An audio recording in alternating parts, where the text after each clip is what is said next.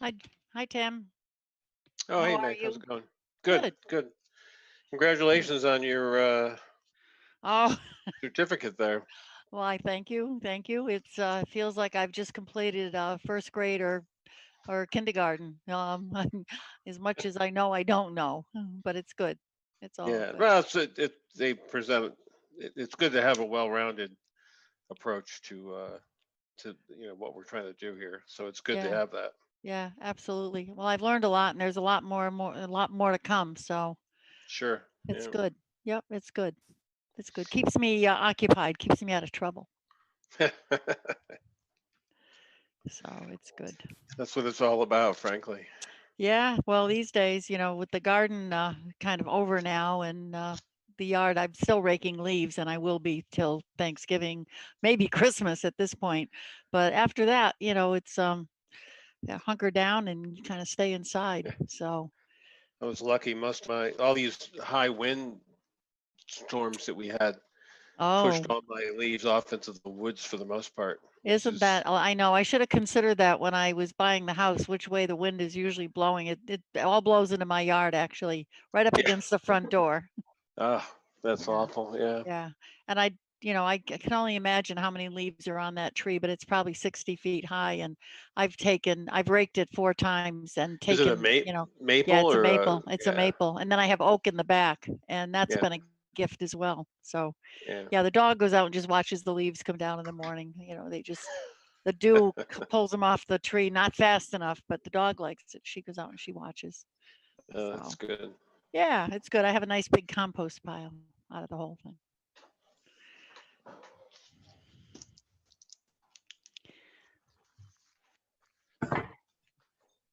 Hi, Sharon.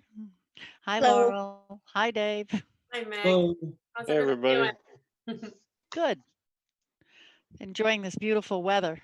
Kind of been unreal. Yeah. Yeah. Yeah, it has. Well, I guess we have to take the best of it and just remember these days when it gets cold and frosty outside. Mhm. Yep. I don't see that Chris Darby is here. Let's see.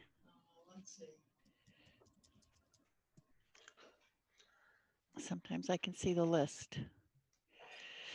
Yeah, I don't No, I see don't his see him name. yet. I know Lauren contacted me. She's going to be joining us a little bit late. I don't know about Oh, There's some Okay. strange feedback, or it's like an echo. I don't know if it's especially with you, Sharon, but I'm hearing it with Meg also. Am I the only one hearing that? I hear it too. You okay? Yeah. I don't know. I seems to haven't be done gone anything now. different. Yeah, Maybe. I haven't done anything differently. I mean, you just have to name it and it goes away. Is that how this We can hope. works? Hope, hope. Yeah, if only that worked with everything. Right? It's like Jumanji. Say its name. Yeah. Mhm. There we go.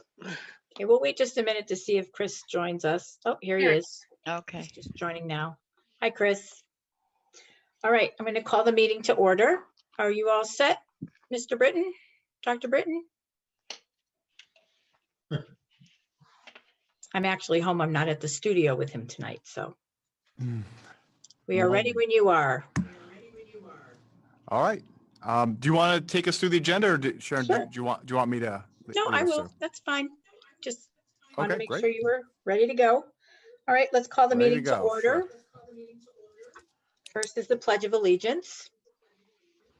I pledge allegiance to the flag Flag Of the of the of the United United States States of America. America, of America, to the And republic to the to the republic republic for which it stands, One nation. one nation one nation, under under God, God, indivisible. Liberty. with liberty liberty, and and justice justice for for all. all. All right. Is there a motion to approve the agenda? I'll make a motion to approve the agenda. Meg Scatta. I'll second it. Okay, Tim? All in Yep. favor? Aye. Okay. Is there a motion to approve the consent agenda? I'll make a motion to approve the consent agenda. Lauren? I'll second. Laurel? I'll Second second it. Go ahead, Tim. You got it. Whatever, yeah. Tim second. All in Yep. favor? I- Aye. Okay. Audience of citizens, is there anyone who'd like to address the board?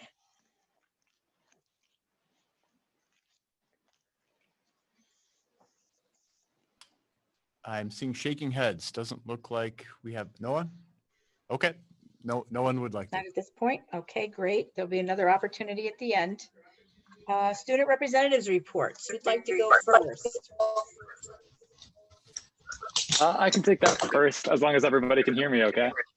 Mm-hmm. All right, awesome. So good evening, everybody. I'm Good gonna evening. start my report by talking a little bit about Portland High School's plans for Veterans Day to acknowledge that day, even though we aren't in school. I learned yesterday we are doing quite a bit to acknowledge our veterans and all they've done for us. Today on our morning announcements, there was a short video acknowledging the contributions that the veterans make, really the importance of the day and its history. So that was a good way to start our day today. Students at Portland High School wrote letters to the veterans who usually attend our program, but were unable to this year, to thank them for all they do on the regular and to express their thanks for their service. Like I said, those veterans were also recognized on announcements. I believe that video may be posted to the school website if it hasn't been already, so everyone can kind of watch that as we did it. And I'm not sure when this is coming out, but the Portland High School band, even though we can't have any live performances, has put together a collection of the military songs. I think that's actually both the band and the chorus has put together that collection of military songs to honor the occasion, and that'll be available for the public to watch soon. Well, that's great. Yeah. Upcoming in the future, a little bit past Veterans Day. Actually, you know what? I'm going to take it back to Halloween since we haven't met even since then. In order to acknowledge Halloween, even though it was on a Saturday this year, we had a dress-up day at the high school on Friday the 30th. That went very well, surpassed the student senate's expectations with people dressing up in costume and proving that there's still a bit of school spirit left in the new schedule we've got, which is of course really good to see. And I had a really good time, and it was good to see everybody dress up. The next thing I've got is a little bit flash forward as we get closer to Thanksgiving and start thinking about the holidays. PHS has decided to this year run a door decorating contest for its staff and faculty. So that'll be each of the departments divided into their hallways, decorating their doors however they choose. The teachers are assisted by student senate elves, we're calling them. That'll help them create their design and put it up, and then we'll judge each of the designs in a bunch of different categories. And hopefully that'll again spark a lot of school spirit and festive cheer as we move into the winter months. Great. All right, and then I have a little bit to say too. So in the last week of October, students were able to participate in a mock election with other high school students in the state, and that was sponsored by the State Department of Education. And then for sports, a cross-country team competed in a modified conference championship last Friday in North Branford, and 2 Portland runners, 1 boy and 1 girl, were named first and second all-conference runners. And soccer is continuing to still have their scheduled games, but the season's wrapping up for fall sports. Okay. Thank you both. Thank you. All right, communication and updates. Superintendent's report. All right. Well, I guess, sure. So I want to thank Justin for starting off by recognizing that tomorrow is Veterans Day. So it's disappointing this year. Of course, normally we have lots of different celebrations in all of our buildings to recognize Veterans Day. This year, of course, it's another thing that COVID has robbed us of, which is unfortunate. I do want to start by recognizing anybody who's listening tonight who is a veteran. Thank you very much. And of course, anybody who has family members who are veterans, thank you very much. So Justin mentioned there are some really nice videos that are now posted on the website, and I'm gonna, when I send out my weekly communication to the community, direct people to them. I thought there were 2 videos are particularly well done. One with the high school music program, and then one message from our social studies department here at the high school. I thought those were excellent. And I do really want to just take a moment while we're on the sort of topic of civic engagement here. I really want to recognize all of the social studies teachers who've worked really hard this past fall to help our students understand, process, digest, absorb, participate in, and understand the dynamics that occurred throughout this very contentious election season, and even understand now what's going on as our nation continues to come to grips and figure out a path forward. I really applaud all of our teachers, and in particular our social studies teachers, for helping our students understand this process so well. And our students were really, really engaged in asking all of the right questions and thinking about all of the issues that are confronting our nation in a very thoughtful and deliberative way. So thank you again to all of the social studies teachers for that work in helping us through what has been a challenging time over the past month, in addition to COVID with the election. So I do have a couple of communications. I want to start with appreciation. I want to let you know and extend our appreciation to the University of Connecticut Foods, Sodexo, their food services program. They sent an email out to all of the superintendents in the state and said that they're recently replacing all of their fine china and cutlery, and asked if any superintendents would like some of it. And I very quickly jumped on it. I happened to see the email come in, and I was one of the first to say, reach out to our culinary arts teachers and ask if they would be interested, and we definitely were. So I was one of the first to reply, and as a result of that, we had donated to us from the University of Connecticut Food Services an awful lot of very nice cutlery and cups and tea mugs and plates, and Carl was nice enough to run up to stores and grab it for us. So it is here. I'm going to send a nice note of thanks to the University of Connecticut for that donation, but that is here, and I'm happy that we accepted it. So I wanted to let you all know that happened, and that's a good thing. Couple of other communications for you. I included all of this in your packet. So our middle school has been invited. Now, by invited, I mean we've been told that we're participating in.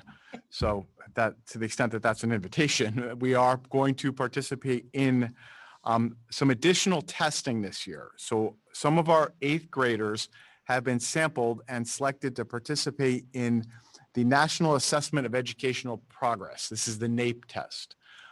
So this is the nation's report card. It's something that is administered out of the Federal Department of Education. Students from across the country are sampled, and we were selected at random and invited to participate in this. Of course, as with everything else, the testing is going to be complicated by COVID. Should we be in session and should things go well, the testing window would be from January until March. Mr. Hirschon is aware of this and is communicating with the test administrators from NAEP. If we're in and if things are going well, we will participate in it. But of course, they are being very flexible and understanding that if our schedule is influenced or affected in any way by COVID, we would otherwise not participate in it. I'll certainly keep you posted on that. And if you have any questions about what NAEP is or why it's important, I'd be happy to provide you that additional information. Second communication, I want to make sure we congratulate Meg Scotta. So Meg, I understand you are now a certified Board of Education member. Meg, there's not a lot in this business that is new to me, but this is new. Can you tell us a little bit about what it is and let us recognize you for it? Well, CABE conducts leadership workshops, and you participate and earn credits, much the way teachers do CEUs. And after you get to 20 hours of webinars and various leadership training sessions, you're awarded a certificate. And so it means that I've come out of kindergarten and I'm headed for first grade at this point.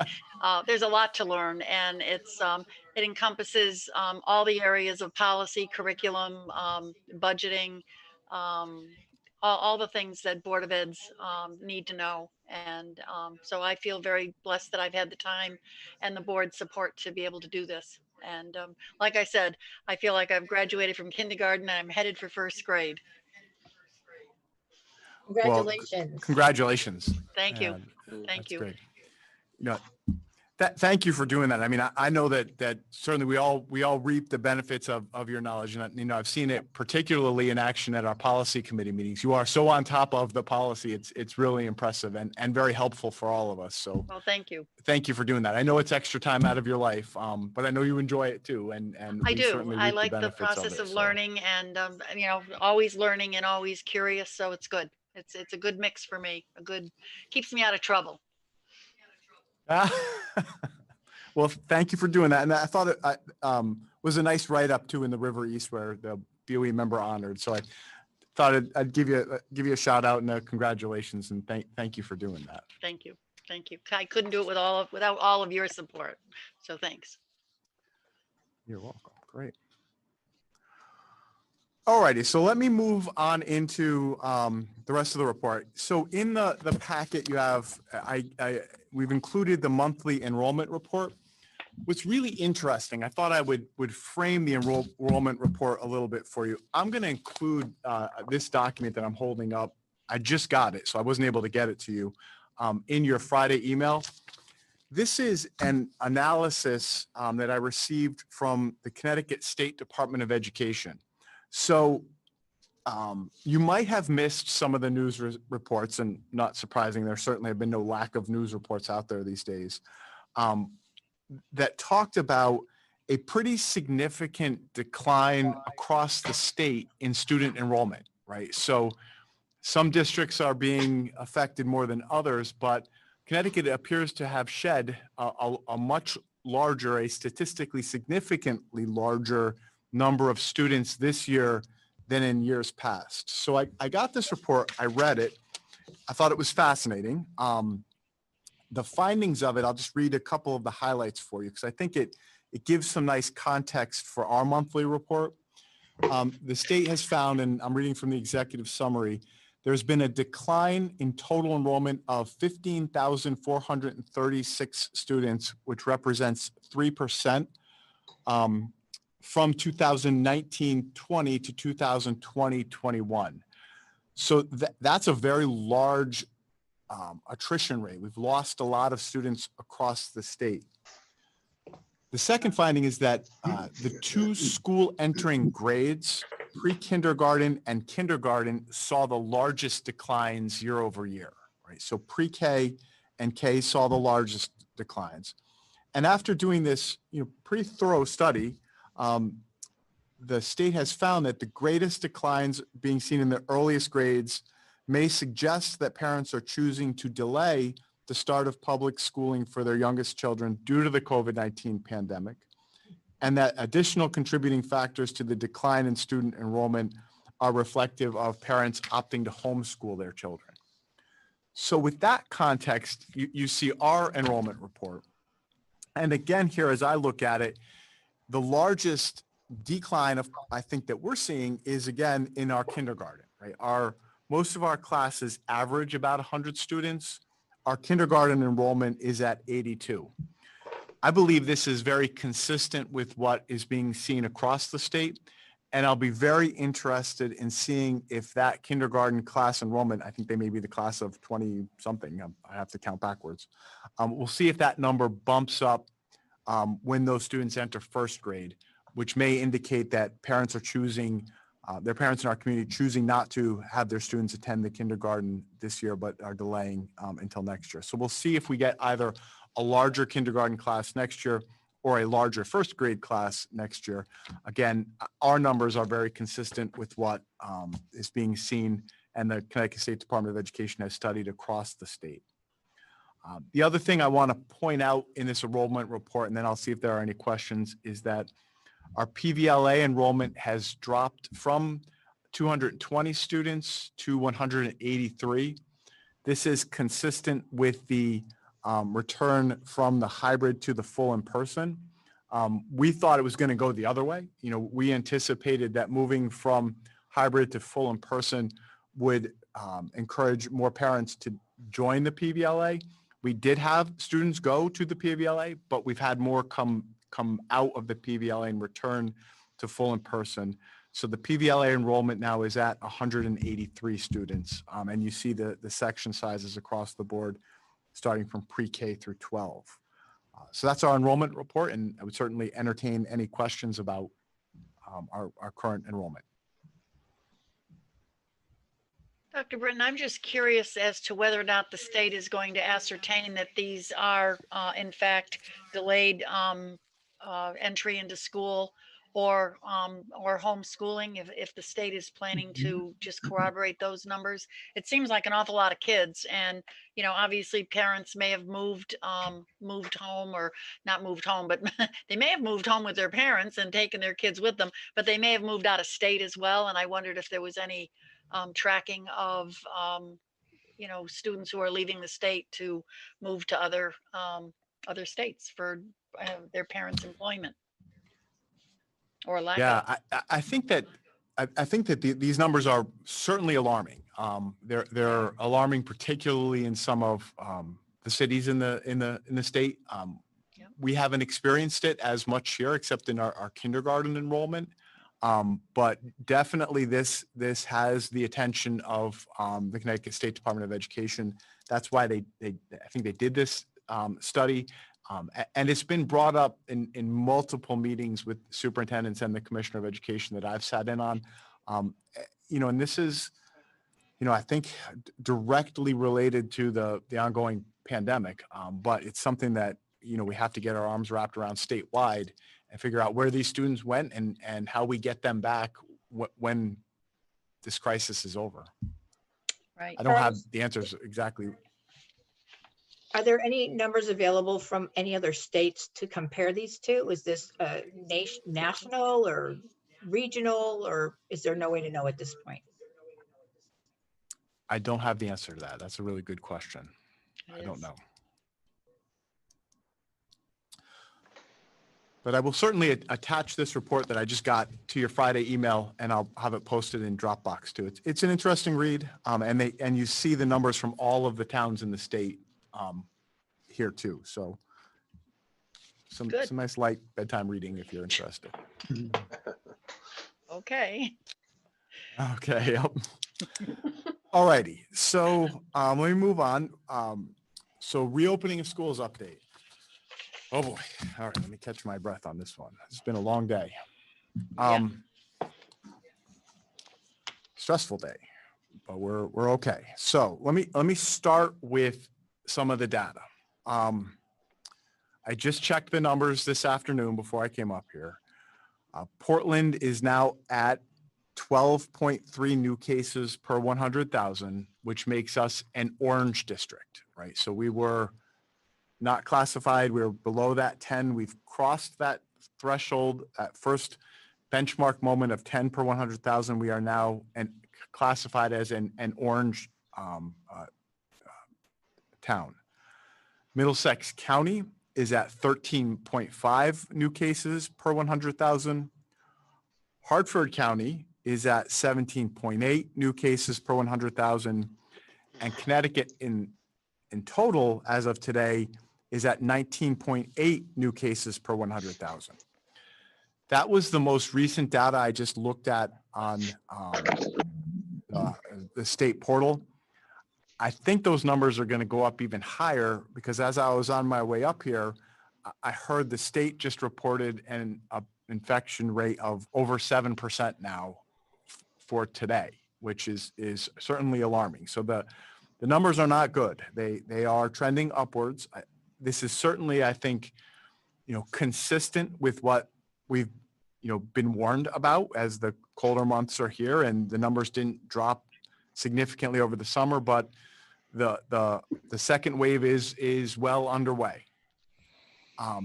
So last week on Friday, I received a communication from the Chatham Health District Director alerting us to the fact that we are now orange. We've crossed that number 10. In his email, he directed us to now reflect and ask ourselves three questions, right? Question one, are we seeing the spread of COVID-19 in any of our schools? Question two, are mass quarantines of faculty or staff affecting our ability to keep the schools open? And question 3, what are we seeing in terms of the fidelity and efficacy with which we're implementing the mitigation strategies?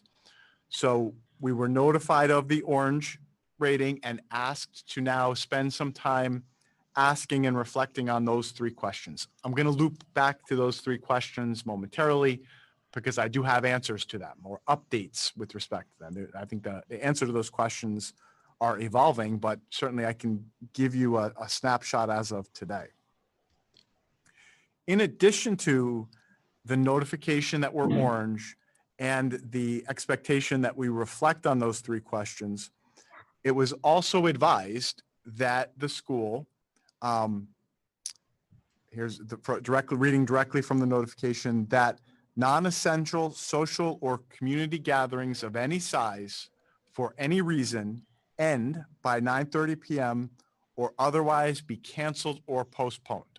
So that came out to us last week with the notification that we're orange. Based on that non-essential social or community gatherings of any size be postponed or canceled, the leadership team and I met and we made a decision to no longer have fans in attendance at our sporting events, right, which is consistent with the Chatham Health guidelines. We did make one exception. We in conversation, we recognized that this would be particularly hard for the parents of our senior soccer players to hear. So we did carve out the opportunity for parents of seniors to come to what amounted to the last soccer game that their children were participating in. We did ask them to wear masks and socially distance 20 feet so we could get beyond the 6 feet. But we did say no fans except for the parents of seniors. That was disappointing news for some of our parents of soccer players in particular to hear. We did get some feedback about how, that decision wasn't appreciated necessarily, but we did feel that we needed to do that to be consistent with the expectations from the Chatham Health District. So what's happening in our schools as of today? The honeymoon is over. So up until last Friday, we had no positive cases of COVID in any of our schools. We had on Friday numerous students and members of our faculty and staff who were quarantining because either they are positive or they had had exposures to positive individuals.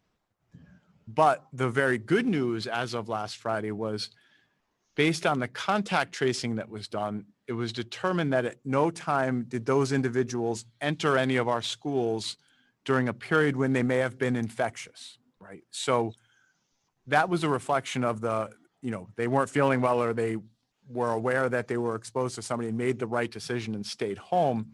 Because those decisions were made, nobody who was positive entered our schools. That was the update as of last Friday. That changed this past Sunday. So Sunday afternoon, I was notified that we had our first positive case. It was in a kindergarten classroom at Valley View. So Sunday, we did the contact tracing. We notified the Chatham Health District, and the contact tracing determined that close contact with the individual who was positive occurred between that individual and the students in that class and 3 of our members of our faculty and staff. So currently we have a kindergarten class quarantined and 3 Valley View faculty staff members home. Those faculty staff members and that group of kindergarten students is remote learning for the 14-day period of quarantine. Today, hours ago, we were notified that there was a positive case at Brownstone. So again, we notified Chatham Health District and engaged in the contact tracing process. Out of that contact tracing process, we've identified 30 students who were either primary or close secondary contacts, and advised them to, made those parents and students aware and advised that they be tested and gave them a location where testing has occurred. And we have a number of faculty and staff who were also exposed. That incident has now put us in a position where we can't staff sixth grade because a large number of our faculty and staff is subject to the quarantine. So as of Thursday, the entire sixth grade is going to be home remote learning until Friday, November 20th. All of this was done again in collaboration with the Chatham Health District, and as part of the contact tracing protocol. So we have one kindergarten class and 3 members of faculty and staff members at Valley View, and the entire sixth grade. And right now it's 3, but I think that number is growing, members of the Brownstone faculty and staff who are going to be home remote learning during the period of quarantine. So that brings us back to the 3 questions, right? Question 1, are we seeing spread of COVID-19 in schools? We have to think about this analytically, and I don't want to sound cold or harsh, but this incident at Brownstone will give us the opportunity to answer that one way or the other, right? We know we had somebody who was positive in the school. All of the students and members of the faculty and staff have been notified, and I believe all, if not most, will now be getting tested.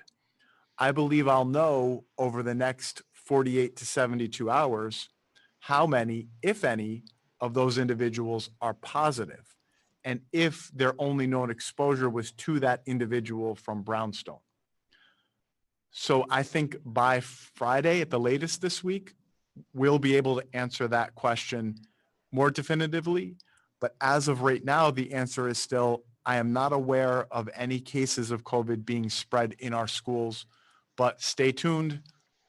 We'll know more with this latest group of students who are being tested because of a contact with a known positive at Brownstone. Second question, are mass quarantines of faculty and staff affecting our ability to keep schools open? As of now, the answer to that is yes.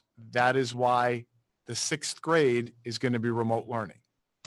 We still have the faculty and staff necessary to keep schools open pre-K through 5 and grades 7 through 12.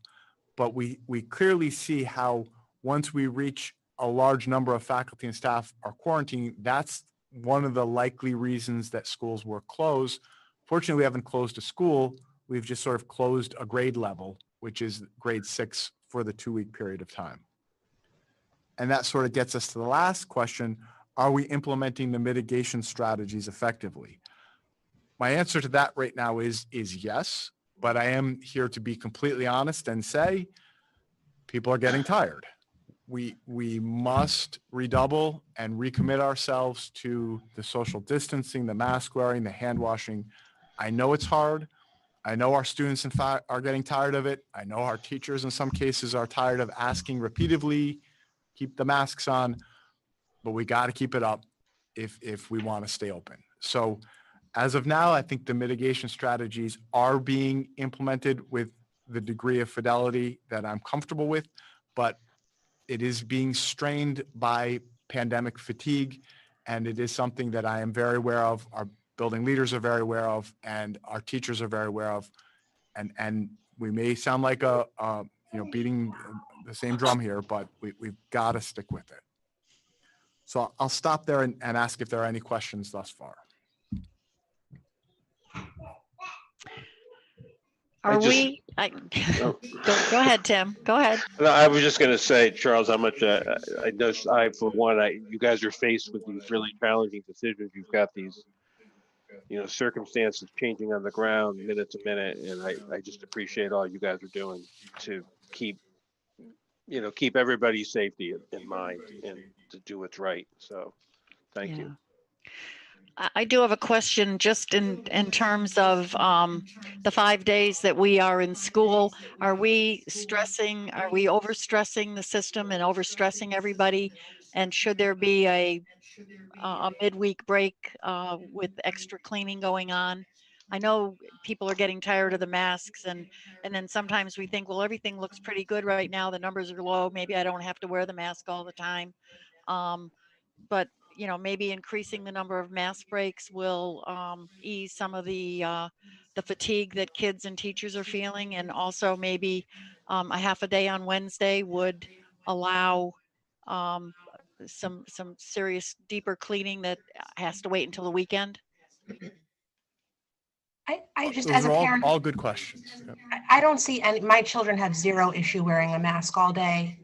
I don't know what other parents' experience is at all, but that is not a problem for my 3 kids who are all in elementary school. Well, I would add too that, I mean, parents are relying on, as long as it's still feasible for the kids to be in school full time, to be in school full time. And Right. it's difficult when we start, if we have to go hybrid or we have to, do some change versus just taking like a half a day every week right now, it seemed to be more of a challenge for folks. Mask breaks actually scare me. That's what they're Right. breathing out, right? Like, let's keep them on. Yeah. Well, I don't Charles, think, I think the problem might be, the older grades are sitting in 90-minute classes. Elementary, they do get up and they move around and they can go outside to recess. I don't know what the fidelity is for the upper grades. The littler kids seem to be adjusted to wearing masks and don't seem to mind them. I just wonder if it's the older grades that are having some difficulty. Sorry. Whoops. Charles, could you Yeah. talk to us a little bit about the communication strategy when when you realize that there's a COVID positive case in our schools? I know that that it takes a long time to contact a large group of families, and I have some concern about the rumor mill that gets going, and that then people are getting information at different times, and I think I'm just curious what the strategy has been, and knowing what you know from having dealt with this twice, is there something that is going to change moving forward? Just thoughts on communication. Sure. So first, I need to give a recognition to Jill and Katie, our nurses at Valley View and Brownstone are amazing. I mean, they are pros in every way.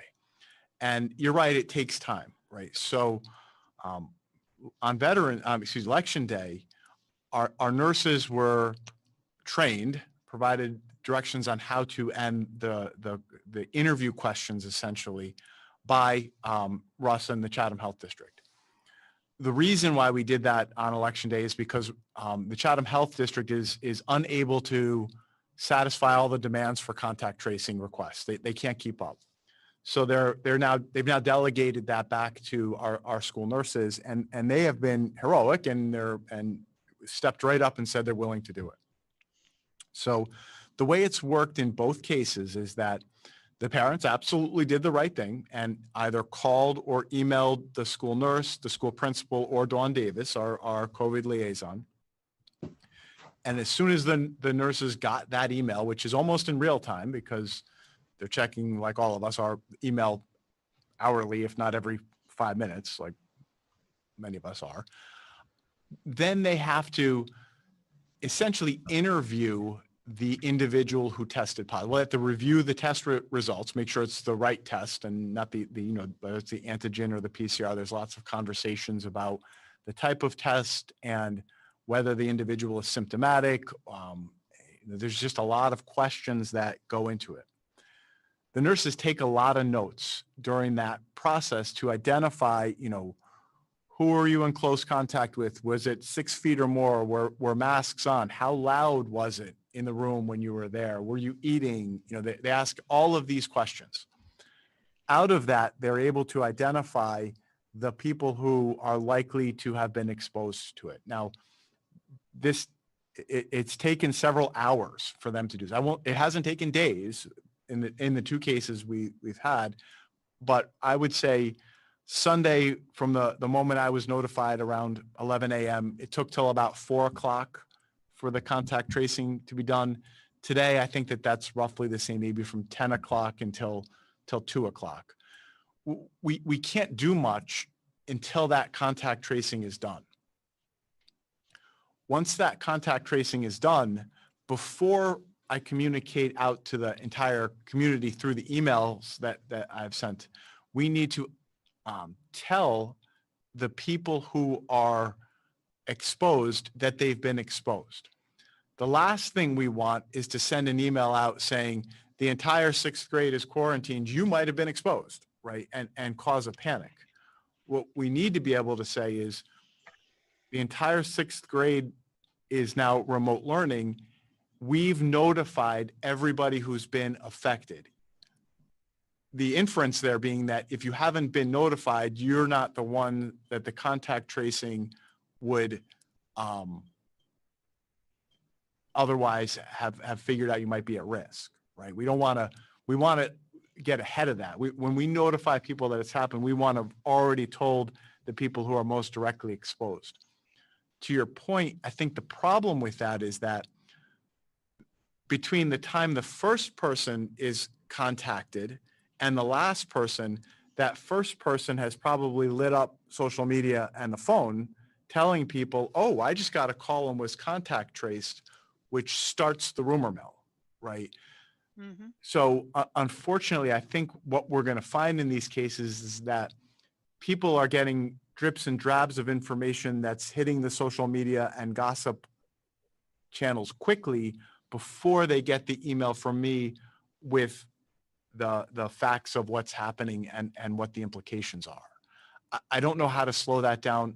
I wish there was a button where I could, turn off social media for a little while so that I could, finish the process. But, information moves at the speed of the internet these days. Mm-hmm. So Charles, I have a suggestion. Maybe in your email the end of this week that you send out to the community at large, just explain to them how this all works. And if you're notified, Sure. We'd appreciate it if you kept it to yourself, so to speak, until we can finish with the contact tracing and make an announcement to the entire school community. I don't know that it's going to be effective, but at least it would be a request to make, and so that people can understand the concern that it causes in those who aren't directly, contacted through the contact tracing. It's a complicated process and it's difficult to understand. And I just think that if we could ask for the community's participation in allowing this process to work, it's going to save everybody a lot of heartache. I think that's an excellent idea. And I think what we'll do is we'll ask when our nurses notify the contact people, they can also say that. Please don't go jump on the Twitter or Facebook, at least until, Charles has the opportunity to hit send on the email and people know what's happening before we cause undue anxiety. That's a good suggestion. Yeah, Does anybody excellent. else have any suggestions? No, No, I'll just think take it's a yours good and one. repeat it. There's only so much we can do. We're never going to make everyone happy with how Right. quickly information is conveyed. Everybody is just going to have to understand. And hopefully if it's laid out for them the way you just laid it out for us, Charles, because I don't know how contact tracing works. It'll help them to understand the delay and why it takes a little bit of time to get the information out. And personally, I would want correct information. I wouldn't want quick information that proved to be incorrect. Right. I think we owe that to the community as well, that we take our time, we do a good job, we notify those who need to be notified first, and then let the rest of the community make them aware of what's going on.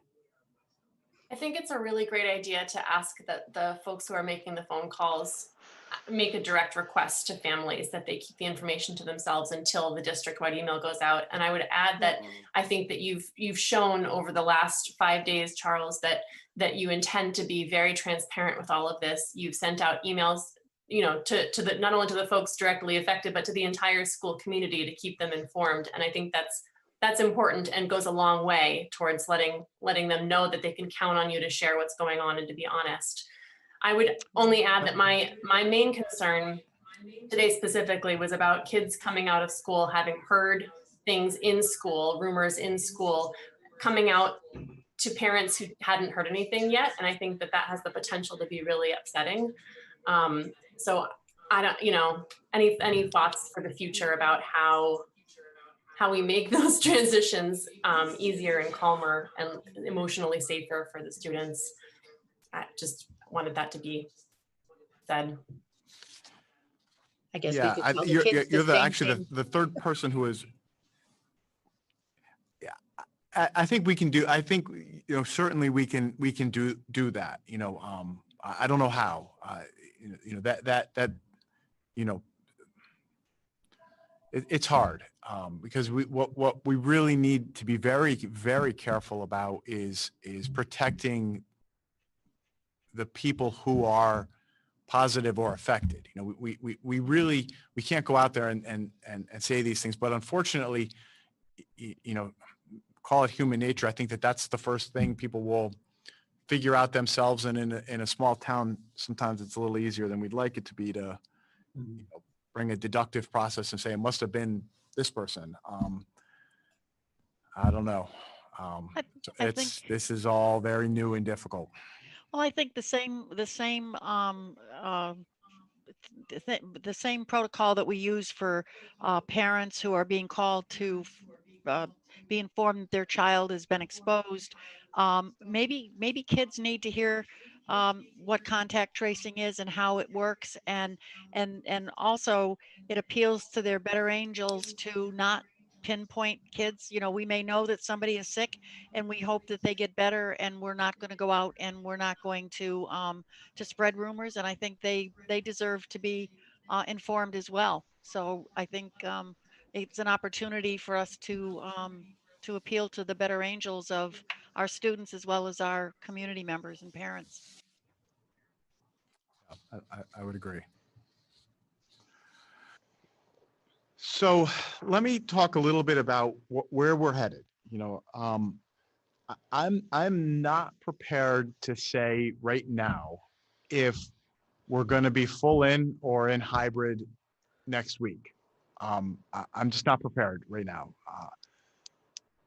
I need some time to, you know, talk to Russ. I want to talk to the leadership team. I want to continue to look at the metrics, and I really want to know if this moment has resulted in COVID being spread in our schools, right?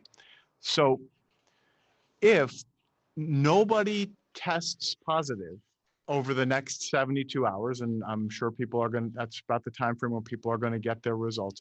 And it is indeed a fact that we had a positive person in school, but our mitigation strategies held, meaning that the mask wearing and cleaning and social distancing and cohorting prevented the spread of COVID. That's really good information for us to have. On the flip side, if over the next couple of days, I get reports that 1, 2, 3, 4, or God forbid more students are positive, that also is important for us to know and is going to weigh heavily in a decision we have to make about going back to hybrid or, you know, I don't think we're headed there in the short term, a potential return to remote. So I just want everybody to know we're aware of this. We're watching it closely. I'm not prepared to say whether we're going to be in hybrid or full in next week. It's a day off tomorrow. Enjoy it. Let's all get a little bit of perspective and know that I'm working hard, talking to the right people. I will let people know as soon as I can about what next week looks like. I am advising all of our faculty, staff, and students to every day now, take your Chromebooks home and take all learning materials home, because it could happen that quickly that either we're shutting down full cohorts of students or individuals are subject to periods of quarantine. So be prepared for the potential that the in-person learning may stop for some extended period of time. Does that make sense to everybody? Yep. Sure does. I would also recommend that we And- have the calendar. We have 2 days on the calendar in the week before Thanksgiving that are half days. That maybe that's a good time for, remote learning, and we get the whole week and can clean and do what we need to do to hopefully get everybody back to full in right after Thanksgiving. Yeah. Okay. So let me talk about one other thing, Megan. Then I want to loop back to that Okay. that point too. So it's amazing how board meeting nights must just be the nights. So literally, I will share this with you, which I got today at 5:03. So I just want to read a little bit of it to you, so you know how we're being advised.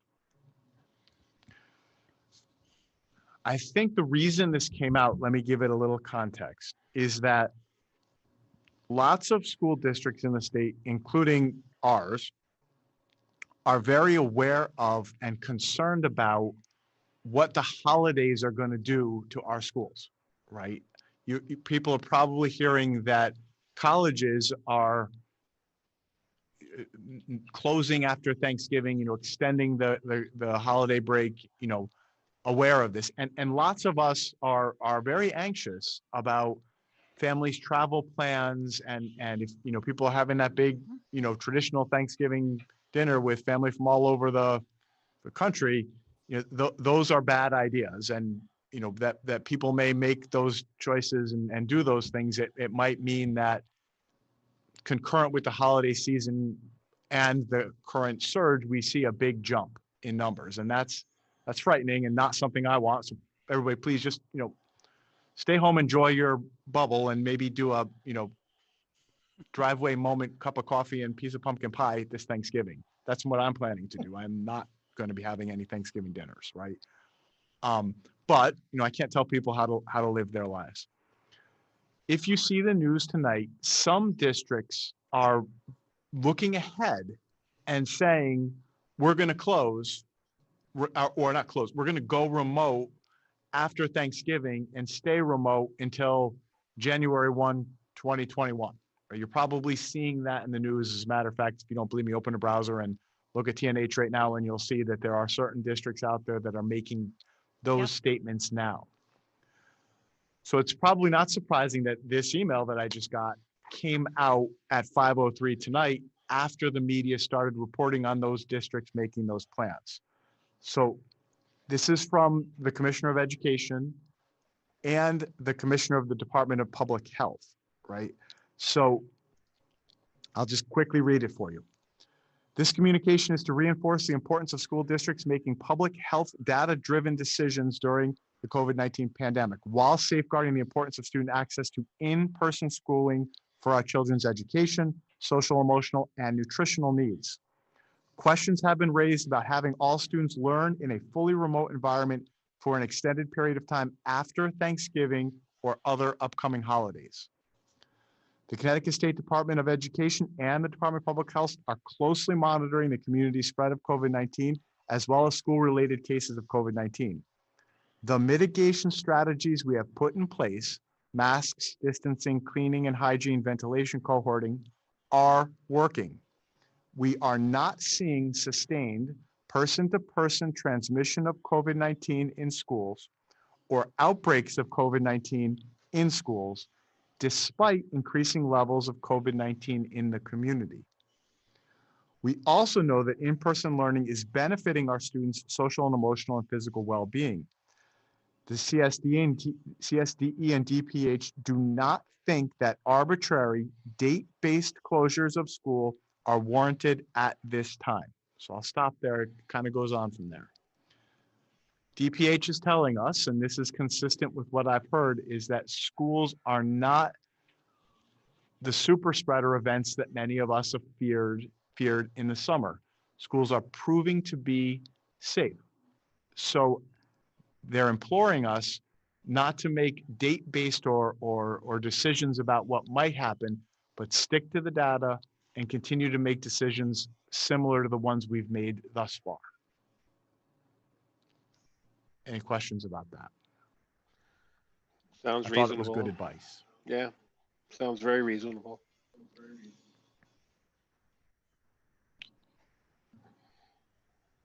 Okay, so stay tuned. Two other things. I'll be quick. These are maybe a little less heavy, although one is. So bear with me. I want to give you an update on snow days. So this year, school districts have been given the dispensation that snow days could be classified as remote learning days. I struggle with that, right? I mean, I know what snow days mean to people, so I asked the question. I surveyed our parents, our faculty, and our students, and asked them what they thought about the idea of, if we have an inclement weather event, making it a snow day, or saying, get out of bed, get on your Chromebook and get working, make it a distance learning day. Certainly we have the capacity to do the distance learning days. We know how to do it. Remarkably consistent. So parents, 43% would like the days to be distance learning days. 57% would like them to be snow days. And 67% like the compromise position, which I'll talk about in a minute. Faculty, almost the exact same numbers. 44% would like us to make them distance learning days. 55% are saying keep them snow days. And 80% like the compromise, which I'll say in a minute. Remarkably, students too, 47% make them distance learning days, 53% make them snow days, and 64% like the compromise. So what's the compromise? The compromise is that the first 3 weather-related events, the first 3 snow days will be snow days. But from the 4th day on, we'll make those remote learning days. I think the compromise gives us the ability to have 3 days to, enjoy a snow day, which a lot of us, me included, love very much. So let's have 3 snow days. Beyond that, we'll make them remote learning days. So that means that right now we're scheduled to end the school year on June 11th. If we have 3 or more weather events, that would put us to the following Wednesday. So that can be a date that people can look at as a pretty definitive. That's the latest we go. The one caveat to that is that, of course, it is possible we could have 3 snow days and then get walloped with a blizzard that knocks power out. And if power and internet go out, we wouldn't be able to have a remote learning day. So that's a reality that we just need to be mindful of. But we have to be I'd flexible. love feedback from you. Are you comfortable with that? Yeah, absolutely. Yeah, I think that's fine. Yeah. Okay. I mean, the one One nice other note thing, on, I was just gonna say, the reality is that we hope next June we're in better shape than we are today. So if we tack any days on in June, it might be more productive than, a snow day where we were to learn remotely. Yeah. Have we yeah, set that's graduation date yet? No, I didn't think so. No. nope. Can I ask a So quick question? the next is, oh, sorry, Lauren. Yep. Well, I'm sorry, Charles. Is there any plan for PVLA students or for anybody if we happen to be distance learning and there are power outages that affect only a portion of the town versus all of it? So like would a third of the kids not have school that day and then have to make up missed work and then the other kids would have school? Has that been, because usually it's not the entire town that'll be wiped out. It'll be certain areas. Always my street. I tell you what, I don't have a good answer to that. Will bring that up with our PVLA principal when I speak with him next. But I think that's a contingency we should explore. Okay. So one other thought, I just want to seed the clouds a little bit with no decision. shortly, I imagine by our next board meeting or shortly thereafter, I'm going to bring to you next year's calendar, right? So we need to look ahead and we need to, discuss, vote on, and publish the calendar for next year. I would just love your thoughts about this idea. Assuming that the state says to us, based on all we've learned about distance learning, snow days are a thing of the past if you want them to be a thing of the past from now on forever. I can't see any reason why the state wouldn't go in that direction if we can give them a good plan and prove that we have the ability to continue to go remote even well past the pandemic. I would like us to consider, again, saying that the first 3 inclement weather events would be snow days, and then any weather events beyond that would be remote learning days. And if we did that, I think it's time for us to have a real conversation about bringing back February vacation, right? As many of you who've been around as long as I have remember, February vacations were removed largely after 2011 when we had that hurricane and freak October snowstorm in the same year. And we were all in school until the end of June. After that happened, February vacations came out because we never wanted to be going to school until July again, right? I think that February vacation really should merit a discussion for 2 reasons. One, that's the time of year when cold and flu season is here, and it's wise to clear the buildings and clean them, right, at that time of year. And 2, anybody who works in this knows what a haul it is from January 2nd to April. And I wonder if February vacation isn't a good opportunity for us to get a little perspective and, put on those snowshoes and, and enjoy the winter weather. So that's something I just want you to think about and would love your input in. And of course, this is all contingent on us being able to make snow days remote days. But if that happened, I would love to say first 3 are snow days. Anyone after that is a remote learning day, and that we put February vacation back on the calendar during that President's Day week. Are you talking about a full week off, or because I know it used to it kept shrinking, and then there was a chance to do a Friday and a Monday and a Tuesday, but then teachers had to come back and do professional development days. Are you talking about a full 5 days off in February? We should have that conversation right now. Okay. Okay. If I were going, again, a lot of it is depending. I would love to. One of the days is President's Day, so that's I was going a to day off say, yeah, anyway. the Monday is a day off. Charles, So I would love to give the kids the 4 days in addition to President's Day, have teachers do 1 day of PD and have 2 super long weekends around it, but give the kids the whole week. Okay. All right. I love the idea of returning February vacation, but I am concerned that the idea of distance learning snow days is contingent on one-to-one devices, which we have, as a district, our policy has been 5th grade and up, correct? Our K through 4th grade students are currently using one-to-one devices in the classroom as well as at home, which makes sense for a pandemic, but I'm not convinced that it makes sense for our K through 4th grade students to be with one-to-one devices forever moving forward. It's interesting you say that, because that would certainly be something that this hinged on. But one of the reasons last spring we were able to get to the pandemic last March, April, May, June, distance learning so quickly is because what we did is we took apart the carts. Most of our K through 4 classrooms have carts with Chromebooks. It would be likely that if we did this, the carts would not be zip tied, but would be accessible. We would be watching the weather carefully.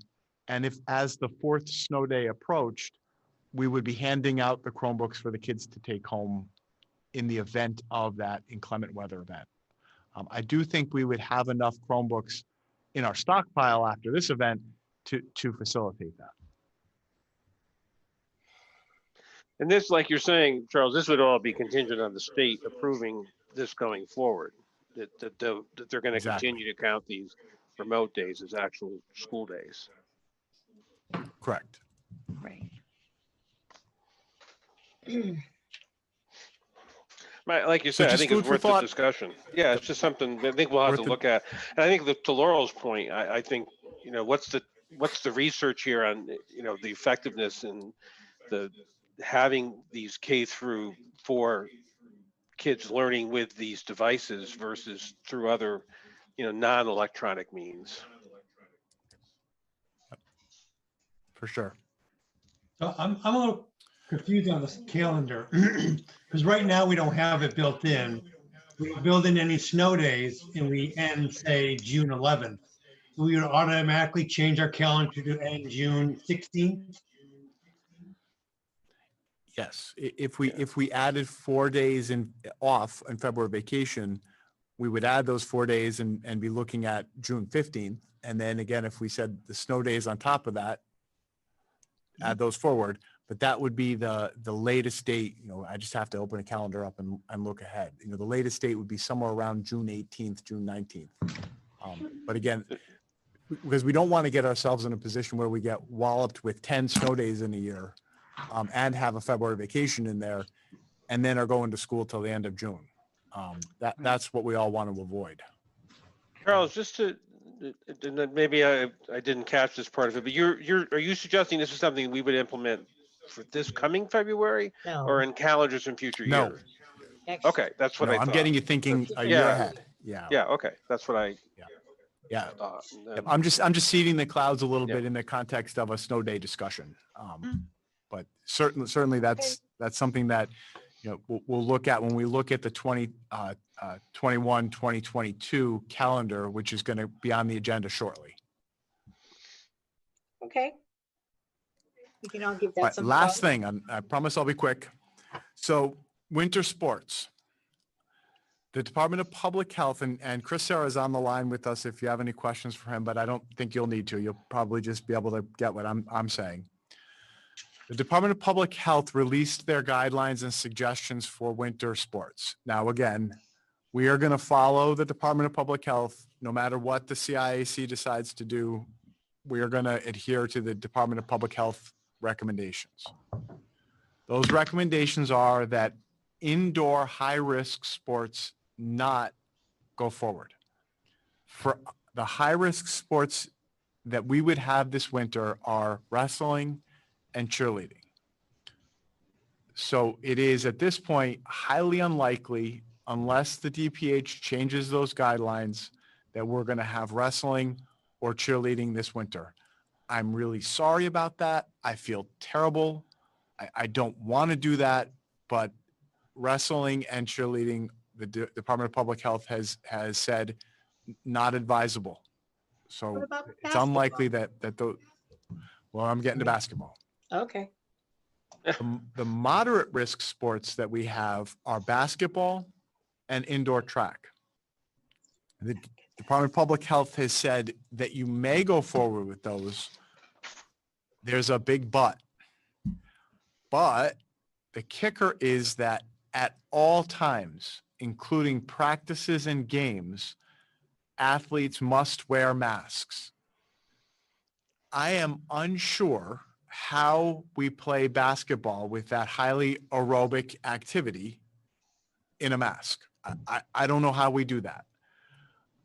Chris, Sarah, and I spoke about it this morning, and I think a lot of people are going, is that even possible? Is it healthy? Is it something beyond just comfort that we want students, going up for layups and sprinting up and down the court with a mask on? I don't know enough about respiratory systems to say whether that's a good idea or not.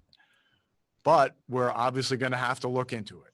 So the CIAC Sports Medicine Committee is going to have conversations about how that influences aerobic activity.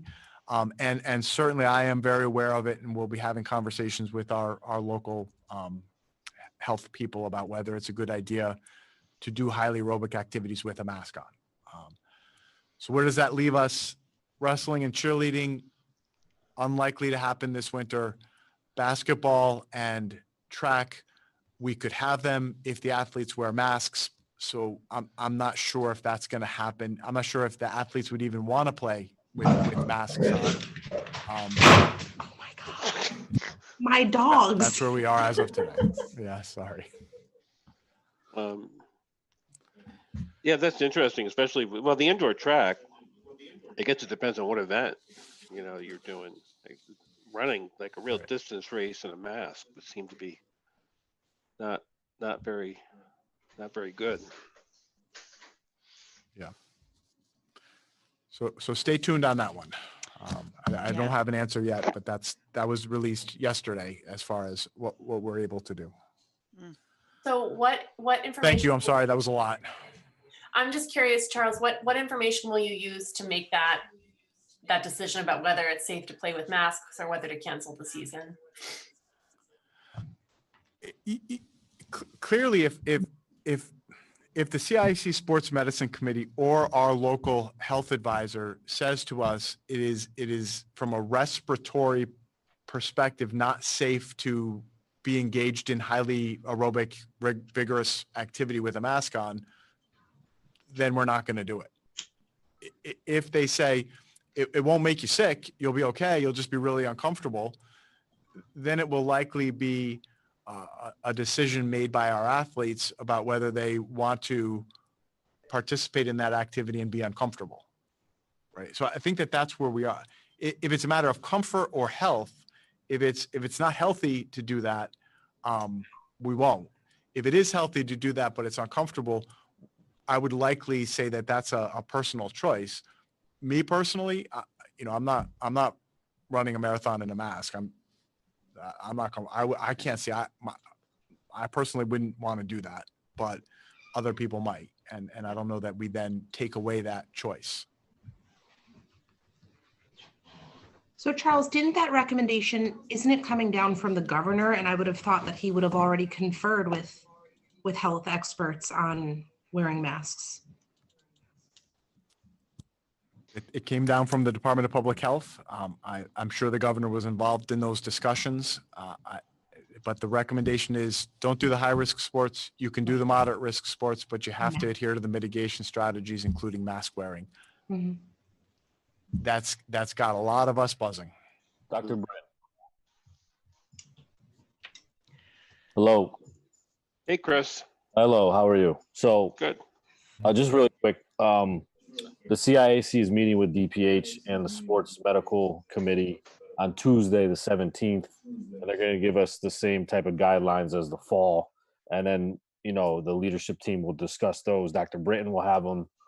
And I think, after we talk to our health department, then we'll be able to make a pretty good decision based on that information.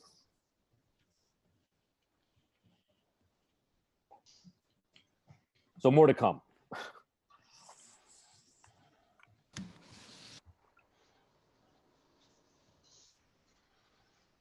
I would just hope that the CIAC makes a definitive answer and doesn't hang a lot of athletes out to dry like they did with the football fiasco. So I hope it's definitive and it's soon so that kids and parents can plan for the winter sports or not. So I think Couldn't agree with you more. Yeah. I think that's why they postponed the start of the season, Meg. Right. It was supposed to be the 21st. Now it's pushed back to, and this is just hearsay, December 5th. Right. But that could change after the meeting on Tuesday. Right. Well, we'll keep our fingers crossed. Thank you, Chris.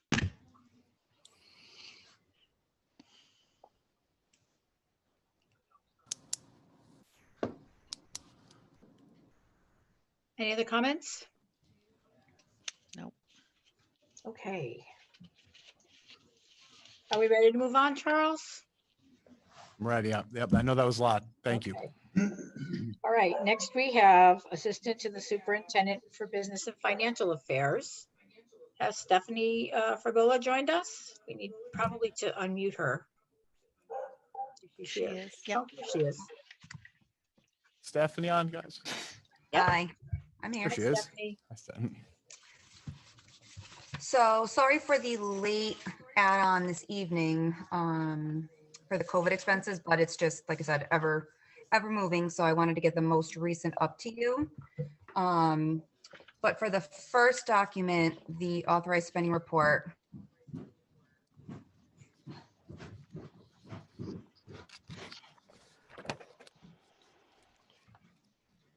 Can everyone hear Stephanie? I can't hear her at all.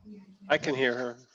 No, not anymore. No, not anymore. No, 382. Hey, Oh. hey, Stephanie, we can't hear you very well. Are you muted or? I think it's a bad connection. Oh, no. It's Guilford. Hold on. Wait, oh, we heard that. We heard you throw Guilford under the bus. Gonna Hold on, dish your hometown. Hold on. Can you hear me better now? Yes. I turned off my Wi-Fi on my phone. Gotcha. So did you hear anything? No. Not from the No, point start when over. You said, let's look at the authorized spending report, and that's when we Okay. lost you. So the authorized spending report is the same one I've been sending every month. It's where we're at as of basically last Friday. Included in the, or not included in these, is the 70,382. The grant money. I already moved that money out because I was able to draw down that already. So those have been moved out. The $100,000 still is in here. But compared to last year, at this time last year, we had 55% left of our budget. And this year we have 58%, and we have all these COVID expenses. So our spending freeze is working. It is taking away from some things we need, but it is helping us. If anybody has any questions on this? This is different than the report you've been giving us, though, because I thought we had a report going that was showing a comparison between last So fiscal that's year and this. so that's the quarterly report I usually do. So Oh, that's the okay. one that'll be like October, January. This is the one that Charles wanted me to give monthly during my Okay, report. good. So it's kind of just like a snapshot of where we're at to show the percentage of our line accounts, how much we've drawn down from and spent. Right. You look at the supplies line 61011. And we're down to, we have less than 40% left, right? Sure, that's a reflection of the COVID expenses, right? Well, what's interesting is last year at this time, our supply account, we only had 29% left. So, and like I said, the 61011 account and the 44003 account basically make up the $100,000 that once we get that funding, we'll move out. So, we're making do. So the 100,000 is in the 44003. Is that what you just said? 44003, 61011, and 12000. Now that we got the confirmation that we could use some, I was able to move some of the money into pay for our PBLA. So it's split between those accounts. Yes. Okay. are there any critical needs that we're not meeting because we're holding off of doing something? Are we holding anything off that we should be doing because of the COVID expenses at this point? That's more for the building principals to say than myself, because I don't know, because Okay. they know we're in a freeze, so they don't really ask for things unless it's really needed. Okay. So I can't really answer that. I can answer that, Meg. Okay. Yes, definitely. I think all of us recognize that the need for the spending freeze, and it is because of that spending freeze, which Stephanie just said, that our hair isn't on fire right now, but it's getting warm, right? I mean, the spending freeze hurts, right? And the problem with the spending freeze is that it only compounds, because if we don't buy the things next year, we're going to need them even more the year after, or this year even more the next year. So the spending freeze is not a great mitigation strategy. We're gonna pay that piper at some point, and it's not something any of us want, but it's something that, as Stephanie said, we had to do, and it's working in terms of keeping us above water, but it's not good. Okay. If we could, at some point, you know, maybe building principals could come up with a list of things that they're going without that are going to be problematic going forward. I know there's grants, there's fundraising, there's, you know, other ways that we could perhaps supplement those things that we're missing that are critical. I think that would be a good conversation.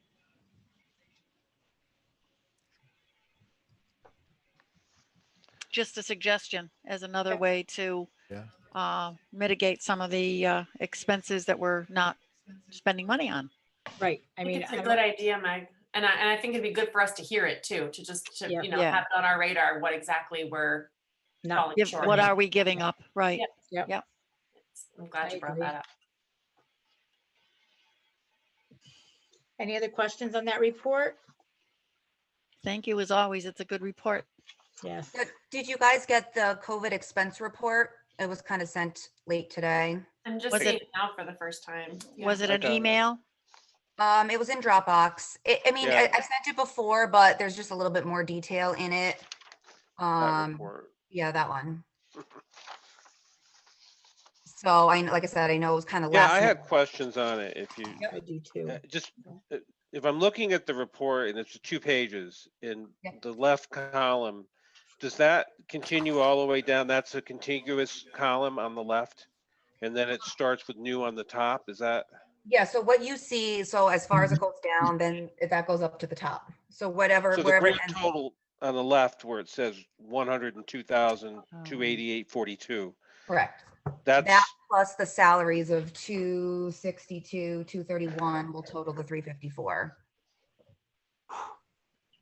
say that again. I'm sorry. That So at the bottom, the 102 on the left side, when you add Right. that into the right column with the salaries piece, where it shows COVID distance learning, curriculum writing, that piece there, Right. and the totals, the grand total will be the 102 plus the 262. The So I kind of 262. separated the supplies, repairs. right. No, I like the way it's separated. I was just trying to follow the flow of the Yeah. spreadsheet. So So that left column plus the top of the right column totals the grand total. So if we're looking at that grand total, Stephanie, you have the 364, 520, and then you subtract the CARES Act and the Corona relief. Yep. Estimated remaining COVID that we need to cover, 194, and then the estimated other unbudgeted overages. Yep. Is that the stuff to the right? I'm Yeah, confused. so I highlighted it in yellow to show I don't have a clue. that stuff to the right is the unbudgeted items. oh, so those things in that left column add up to that line. Yeah, so if The you yellow. look at that sorry, it's confusing, but No, the, that's all right. But it's not another. I thought that was just a number that was like in a. nope, so that's the 237, 359.50. Taking out the 137, 160, 36 gets you that 100, 199.14. And what's that number again? Those are just regular unbudgeted. So say we weren't in a pandemic. Those are our normal LEA additions, subtractions that we get due to savings or additions that we need. We could, if we weren't in a pandemic, we would be totally fine covering those differences between our grant funding and everything else that we have. It's just now adding in the pandemic and everything else that's included in it that takes us over that edge. So is that the for SS teacher personnel item? That- And so I've never listed those before, but those are normal things that usually happen throughout the year. And I only listed them because it is a significant amount on top of the pandemic. And I haven't shared that before. Let me frame it for everybody a little bit this way. Even without the pandemic, the budget that we adopted this year had some built-in deficits, right? Yeah. I don't want to specifically say them because they would be naming people, but there were some deficits built in. You know, one of the examples was we added, the board added 0.4 social studies back into the budget Right. after the budget had already been passed, right? And there were others too.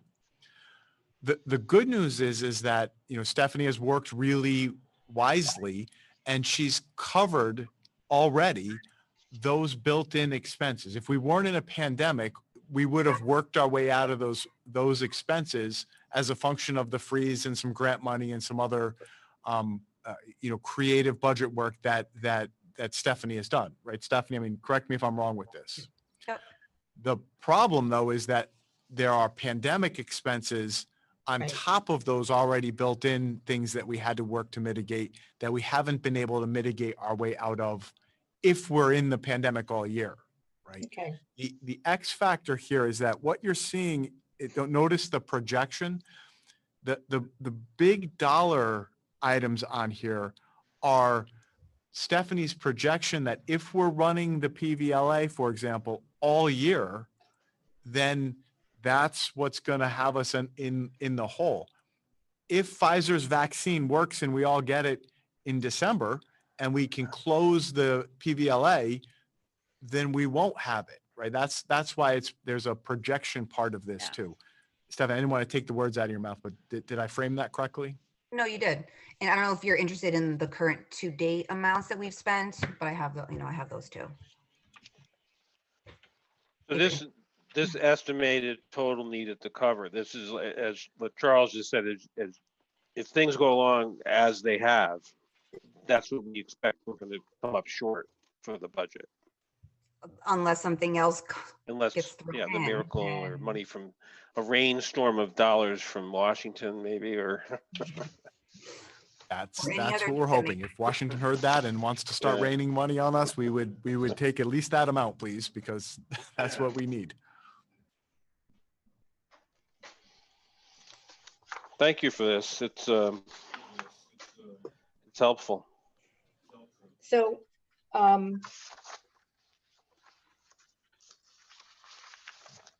when do we need to start having some serious conversations about where we're going to look for this money? How we're going to do this? now. Stephanie and I have those conversations every day.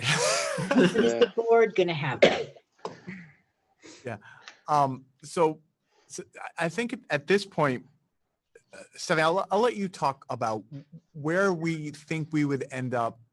And again, we don't want to, but if we keep the freeze all year, what we have those building-based savings that we know. Now, again, back to Meg's point, these freezes aren't good, but talk us through that a little bit, Stephanie, so everybody sort of understands what you're looking at in terms of what the freeze is generating for us.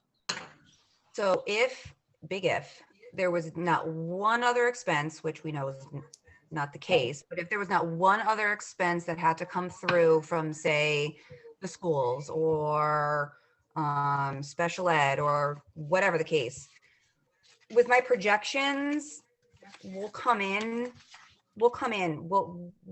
tight, but we'll be there. Now that I know, like, our open choice, how many students we have that we had to pay for, our revenue coming in for that, our Hartford money coming in. So there's other revenue dollars that I know of now that I didn't know about previously. So, When I work on my projections for Charles, right now, like I said, usually at this point, we're hundreds of thousands of dollars, in the green ahead of everything, and we're cutting in close, but we're there. But that's, like I said, if there's not one other expense or one other, if another high need student comes into the district, then game over, Right. So you think with the freeze and whatnot, we could actually cover this 294? It'll be close. It'll be but- close. Yeah, no, I wouldn't hold you to that. Well, like, that's how we do it. No, but I hear what you say. I just want to understand that. I gotcha. Yeah. Yeah, and don't forget, we're also watching it closely. And this isn't enjoyable, but there will be some savings from the wrestling. There will be some savings from other things that aren't happening. We're watching this very, very closely. Stephanie kind of waved me off it, but I want to throw it out there that we look at some of our Fund 11 and other places that we haven't spent. I know that money is been placed there and voted on, but if it was voted on to place there, we may need to vote on to take it from Right, there, right? right. So we're getting by the skin of our teeth. I think Stephanie and I, right? I mean, that's the message we want you to get there tonight. But it you know, one student moves in, you know, something else could happen. A boiler goes, you know, we're Keep your by the fingers skin of our crossed. teeth. So, Stephanie, have you had any conversations with Tom Robinson about what the town revenue's looking at this point? We have not. Charles wants me to set up a meeting, you know, to start talking So about.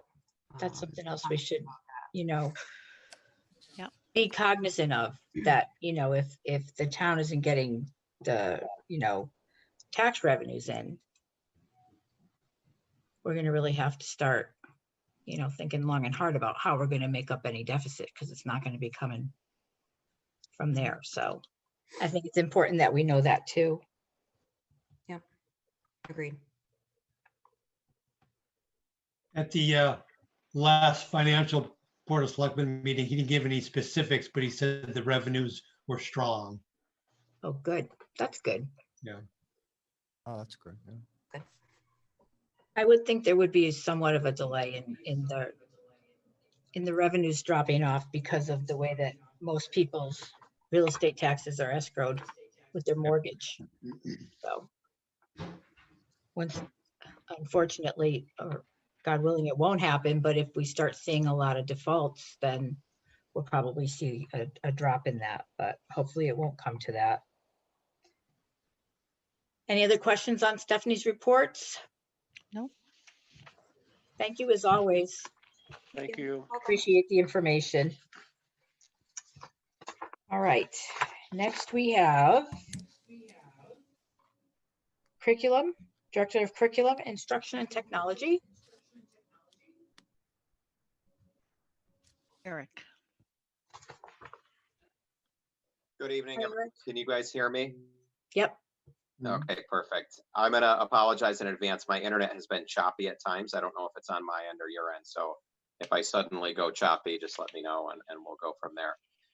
So I just have a few quick updates. I know it's been a long meeting already, so just a couple important pieces of information. I'll start with our Virtual Learning Academy. So this week we have 185 students currently enrolled in PBLA. It's down from a high of 225 students, which was our high point at the beginning of the year. As we reopened schools, we, as Dr. Britton said, we're surprised to see an influx of students coming back into in-person learning out of PBLA, more so than students going the other way. That allowed us to collapse 5th and 6th grade in the Virtual Learning Academy from 3 teachers covering those 2 grades virtually to 2 teachers. And in doing so, to return one of our teachers to full-time in-person instruction. That was not someone who was teaching within the Virtual Learning Academy due to a medical exemption from in-person teaching, but just someone who we had doing that to cover a need. So we were happy to be able to commute that teacher back to in-person instruction at Brownstone. Our parents, our PBLA parents, remain very happy, very content with the quality of instruction and the consistency of their children's learning experience. In our early days, we had a lot of tech issues related to some older devices. While we haven't remedied those issues completely, our tech team has done an amazing job taking some of our more problematic devices off the firing line and doing their best to replace and repair devices as they can, and that's made a world of difference. I know the questions asked around this idea of if our in-person learners have to revert to a hybrid or distance learning model. As it stands right now, the state requires us to continually operate a fully remote learning option for students within the current context of the pandemic. So we have no plans to shutter PBLA. So long as the state requires us to provide that fully remote learning option, PBLA will continue to function. It's always possible, given the fluidity of student movement in and out of PBLA, that if we have a lot of students return to in-person learning, that we can always take teachers out of PBLA, and the district could over time incur a savings as we're paying our secondary teachers by and large extra money to teach additional sections of PVLA. So if we're able in time to take teachers out of PVLA because our enrollments drop, we will. We're watching those numbers closely all the time. We're certainly not overstaffed in the PVLA in any way, but we're watching it, and we'll continue to be as economic as we can in staffing the PVLA, understanding that it is an unexpected expense on the district, but it's one that. Sorry, I'm just getting a little bit of feedback on my end. I don't know if you guys are getting that on your end. We are. Okay. I hear that too. Yeah, maybe in the studio, if the studio can mute. It just went away. That's better. Thank you. The PVLA is really an equitable enterprise to provide students continued access to high quality education in this difficult time. So we're proud to run it, despite obviously the problems it creates on the budget. The benefits of this program, far exceed the difficulties or the complications that it provides. So again, we'll continue to monitor it closely, be as economic and efficient with it as we can, but it will continue as its own entity until such time as the state deems it safe for all students to return fully to school without the need for a fully remote learning option. Let me just kind of pause there because I know that PVLA was discussed a lot within the context of the budget. And given my update, are there any questions about PVLA? No. Eric, do you think it's realistic to even consider the possibility that this won't continue for the full school year? I just feel that we have to assume that it will, even if, as we all hope and pray, there is a vaccine developed. It's going to take quite some time for it to be, put out, for everyone to get it, et cetera, and so forth. I just don't see any realistic way to look at our budget without assuming that this is going to go for the whole school year. Sharon, I think that we have to operate under that assumption. I'm fingers crossed and praying hard, as we all are, for that glorious day when we can reopen our schools fully and dissolve PVLA, because as a matter of safety, it's no longer necessary, because that means we've ultimately found the cure or the solution or the vaccine. But we're all watching the news. I think we were all spirits raised by the news of the Pfizer vaccine, but keeping in mind that particular vaccine is a 2-dose vaccine. They're talking about 50 million doses becoming available by December, which is 25 million individuals. So that's way short of the national mark needed to vaccinate everyone. In the news today, they were projecting it won't be until at least March and they just use the kind of figure that most people will be able to be vaccinated. And common logic would probably tell us that in a lot of ways, children are probably going to be the last to be vaccinated, because everything would suggest that they're the least vulnerable population. That's speculation on my part, but it's all contributing to this idea that I think we need to assume that PVLA will run through the end of the school year. Again, we'll do it as efficiently as we can, but I would assume, it's going to be up and running in some fashion through the end of the year.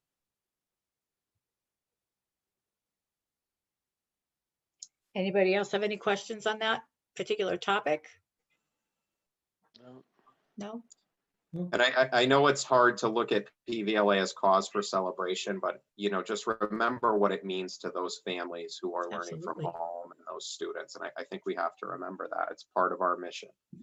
I also think we have a faculty that would not be able to be in school, and so it affords them the opportunity to continue to be employed. And so that is also a critical part of it. And I think also quantitatively, we are learning what distance learning really is, and it's not a classroom on a Zoom meeting trying to control kids at home and kids in school and produce some learning in that environment. So I think it's very valuable. Going to see PVLA continue into the end of the school year, and I'm grateful for you taking it and running with it, and I'm grateful for the parents who are happy with what's going on. Thanks, Megan. And you alluded to our teachers and the hard work they're putting in, and I'm so grateful for that as well. Yeah. and we're praying that if it does come, down to a matter of it being through the end of the year, that there'll be some money from Washington that comes along with that. So fingers crossed in that direction as well. All right, I'm going to move on to just some quick highlights from our Election Day PD this on November 3rd. So all certified staff in the district engaged in a two-part day during the morning, as aligns with our Board of Education goal to support and nurture students' social emotional learning and well-being this year, always, but especially this year in light of the current pandemic context. Our teachers engaged in guided independent learning and action planning around the idea of increasing student engagement through movement and participation. And that was for both in-person and virtual learning environments. And this idea that, we have some regressive teaching and learning practices in place as a matter of necessity, right? And in normal times, we wouldn't have socially distanced kids wearing masks and sitting in straight, rigid rows. So it involves a little bit of reinvention on our teachers' parts, and the adoption of some strategies to get kids collaborating and moving and participating in ways that are a little bit antithetical, at least in logic, to what the conditions required of the pandemic are. So to support this work, we once again contracted Mari Wrightington, who's an expert on social emotional learning and trauma-informed teaching. She prepared for our teachers a guided video around this idea of increasing student engagement through movement and participation. Our teachers watched that video. There were strategic kind of pause and reflection points throughout the video. And then they were tasked at the end with applying their learning to an action planning template for how they could utilize the strategies that they learned about and the ideas that they learned about to improve student engagement through movement and participation in their classrooms. That morning session ended with our teachers going into breakout rooms with their colleagues and sharing their action plans with one another, and really committing to strategies to try with our students. And so we're excited about the possibilities of what these strategies and these action plans will bring to our classrooms, and kind of breathing some more life into instruction. Obviously, it's a restrictive environment, but making sure for our students that it doesn't feel overly restrictive, or it's not to the detriment of their well-being or their happiness at being in school. Our teachers reported, high levels of satisfaction with that training, and just the idea that they were really applicable strategies that they could literally turn around the next day in their teaching. So we're really grateful to Mari. She's been just a guiding light throughout this process. She continues to work with our individual buildings around 5-step problem solving processes with challenging student behaviors. We're really grateful for her knowledge and her expertise, and her work with our teachers on the 3rd in the morning was no different. That afternoon, we allowed our teachers to meet in their K-12 vertical content teams, which are headed by our stipended curriculum specialists. And within those teams, they worked on 2021 department content area goals along lines of curriculum instruction and assessment. Even in a difficult year, keeping that work going, strengthening our practices along those lines of teaching and learning. They, are doing the difficult work of preparing next year's budget, even within these uncertain times. And a big part of that is we're encouraging our teachers to apply for grants, including our Gildersleeve grants. We've sent them that information. They're preparing applications. They know that these are challenging economic times. So they're really scrutinizing what they're asking for, the ways in which they're asking for it, and the sources of funding that they're considering to lessen any possible encumbrance on the town's part. Just a couple other highlights. Our secondary teachers explored Khan Academy as a means of directly preparing our students for success on the SAT test. And our teachers in grades 3 through 8 worked to schedule interim assessment blocks that align to our state mandated assessments in those grades for English, math, and science. Any questions about our recent professional development day?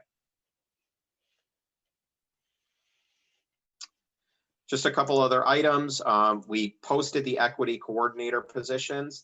Those postings went out yesterday. So thank you to the Board of Education for setting a goal around equity, around social justice, around improving civil discourse in Portland Public Schools. It was a major draw for me in coming to this district, and to see that commitment being honored through these positions, the creation of these positions, is awesome. So as a reminder, we're looking for 2 teachers in the district to serve in these leadership roles. They'll be working closely with me in the formation of an equity task force, which will really become the mechanism by which we consider the actions, the goals, the objectives, the steps we need to take to accomplish those ends that we have of increasing equity, of advancing social justice, and of fostering civil discourse across all of our schools and across our district. Interested teachers have been asked to submit letters of interest that are due by November 20th. And Dr. Britton and I are scheduled to conduct interviews with all interested personnel on November 24th. And the qualifications were relatively straightforward, that our teachers, that applicants be full-time certified staff within Portland Public Schools, that they have a high commitment to matters of equity, social justice, and civil discourse, and that they have a proven track record of working closely with students to meet individual needs. And also that strong track records of collaboration and communication with their colleagues and other stakeholders. Any questions on those equity coordinator positions? So again, thank you to the board. It's very, very exciting work, and I'm looking forward to being able to provide you future updates as we get that ball really rolling. Thank you. Special shout out to Allison Hine. I don't know if she's still here. It's getting a little late, but she, along lines of equity, she worked with the Chatham Court, the Portland Housing Authority, to set up tutoring sessions at Chatham Court for some of our lower income families. Those tutoring sessions are rolling. It started last Thursday. She led the first one. They're going to occur on Tuesdays and Thursdays in the Chatham Court Community Center. It's a voluntary tutoring program that we've had a lot of interest from Brownstone staff. Mrs. Hine herself, Dr. Britton, and I will be working to staff those tutoring sessions. They run from 3:30 to 4:15, Tuesdays and Thursdays.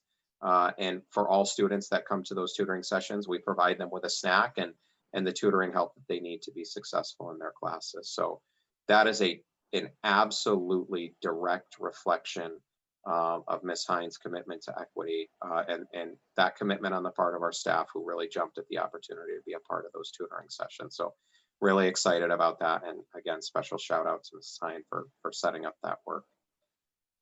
And then finally, just a quick update on our state assessments. We've received word from the state that it's, in terms of our spring assessments, we should plan to administer them. And so we're engaging our students in our preparatory pathways for success on those assessments. I made mention of the interim assessment blocks that align to Smarter Balanced and NGSS. Our teachers are strategically scheduling those as aligned to their curriculum. And our recent administration of the PSAT and what will be our subsequent analysis and response to those results remains part of that preparatory plan. That's all I have. Happy to take any questions, and thanks for your time. No, thanks.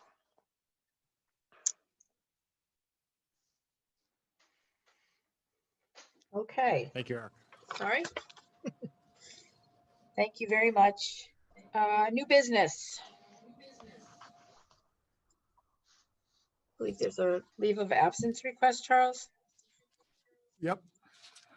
So we have Charlene Callahan. Wish her well in her soon-to-be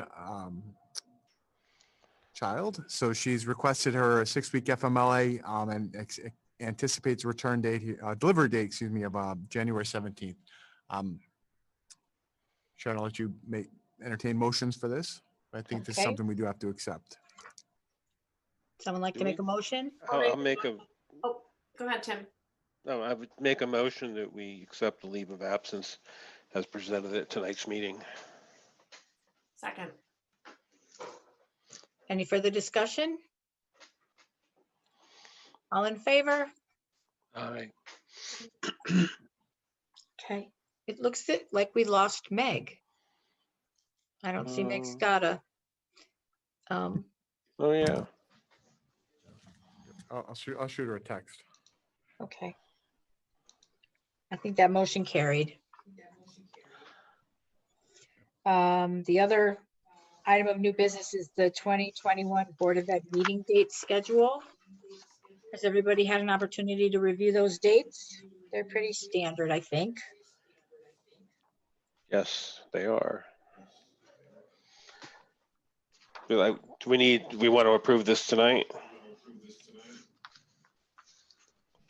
Is there any reason anyone can think of why we wouldn't? No. I'd make a motion that we approve the Portland Board of Education schedule for 2020, 2021. Oh, no, this is 2020, It's the yeah, 2021 calendar. 2021 period, right? Right. Is there a second? Second. Okay, thank you, Laurel. Is there any other discussion about the meeting dates? No? Okay. I would just remind everyone to be prepared for the special meetings. I have a feeling there may be some coming up in our future. All in favor? Aye. Okay, that's unanimous. That passed. Charles, you can go ahead and get those out to Mr. Curley. Thank you. I have nothing listed under old business. Charles, was there any old business? Nope. No, okay. Probably some- Committee reports, curriculum. And Lauren's muted. We'll come back to you, Lauren. Lauren's muted. Policy? We don't have Meg. We don't have Meg. I can, You have a meeting coming up, don't you? we have a meeting coming up and we're doing yeoman's work here, making it all happen in policy. Great. Personnel, we've had one meeting. We're reviewing contracts in preparation for upcoming spring negotiations. We're going to have another meeting towards the end of this week. So we should be fully prepared to move ahead. Building and grounds? Dave? I don't think, Nothing? yeah. Okay. You have Conservation, personnel committee this week, is that right? Thursday. Yes, Thursday, 4:30. We changed the time to 4:30. The No, 12th? it's the 19th. I'm No, sorry. I was It's gonna next say, week. I won't be Next there on the week, my 12th. mistake. Okay, so it is the 19th. Okay, good. Yes, Thank you. sorry about that. Conservation and Renewable Task Force. Nothing new since the last meeting. I'm curious, Sharon, if you were able to connect with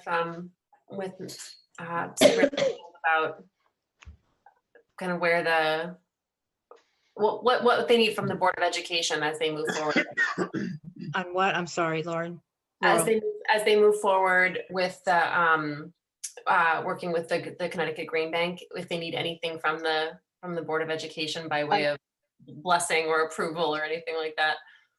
I can check. I hadn't had an opportunity to do that, but I will. I'm Sure. sure that if there was anything needed, Susan would let us know, but I certainly can reach out to her. Lauren? For curriculum, there's nothing new to report besides, unfortunately, we were supposed to have our retreat this Friday, and that is being rescheduled due to a lack of availability of enough substitute teachers. Okay. Okay, correct liaison is Meg, who's not with us. And selectmen, Board of Selectmen, Dave? Wasn't anything significant other than they mentioned the fact that they had the sight lines presentation before the meeting. And they thanked the Board of Education for including them and providing that level of detail. They look forward to asking November to join the committee going forward. So Charles, is that something you think you'll be prepared to put on our agenda for December? I am going to claim, I was texting Meg back, who just said that her computer decided to go into sleep mode. She'll be back with us in a moment here. She's I'm back. here. There she I'm is. back. So she It just- actually was so starting she to just do popped in. updates. It was our, I don't know how. So- but it So did. I In your apologize. I absence- was getting Meg back on deck here. What would you like me to put on the agenda for next time? The Building and Grounds Task Force that we talked about at our joint meeting with the Board of Selectmen, is that something you think you'd be prepared? to I do. give us an update on and get started with in December? Yes, definitely. I've spoken with Sue Bransfield, and I will absolutely be ready by then. I Okay. think we have some good movement. So not Good. quite ready to share anything just yet, but it's coming together. Okay. Meg, while you were sleeping, while your computer was sleeping, Oh, my goodness. Tim gave us a brief update that you're doing a lot of hard work on curriculum, on policy, and you'll probably have something for us in December. And do you have anything to report as far as CREC liaison? Nothing. They're struggling with the same things that we are. I want to go back to policy for a minute because we are going to be entertaining 2 people from CABE to talk to us about social media on the 17th. And there'll be some social media bylaws and policies that will be sent out by Meg Wright to the committee this week to consider. And we'll see where we go with our plan to introduce social media to the board at hopefully at December's meeting. Okay. Is there anyone who'd like to address the board and the audience of citizens?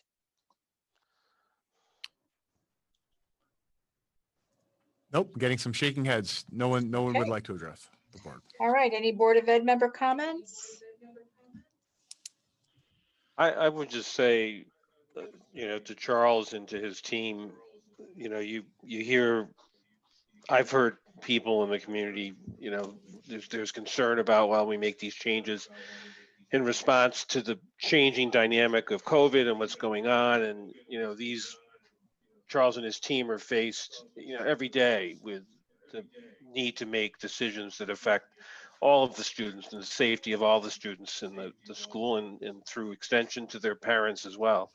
And I for one support, what you've been doing and how you've been doing it. And it's just really appreciated. To come in as our new superintendent and to be faced with this, you've just been stellar, and I just appreciate it a lot. Thanks. Oh, that's very kind of you. Thank you. I would echo that sentiment. The only comment I want to make is that Gildersleeve is doing a readathon, which is a fundraiser for the school. Various people in the community, parents, Mr. Wallstrom's son and Ryan Wallstrom have been reading chapters of a book called The Book of the Year of the Book, which is a very cute story.